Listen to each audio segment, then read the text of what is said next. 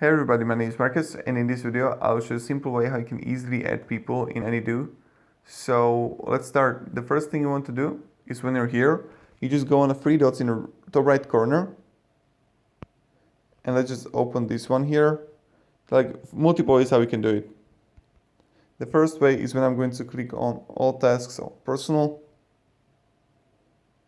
three dots, and I can simply click invite people here. Allow contact suggestions, so we just add here the mail here. This is the first way how we can do it. Now, the second way what you can do is when I'm going to open it, I can share the task here. And again, this is the same. You just add it here, right? You just add here the friend's name or email. And that's pretty much it, how we do it.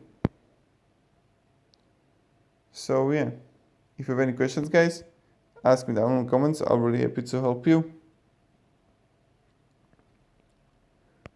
And have a great day and goodbye. See ya.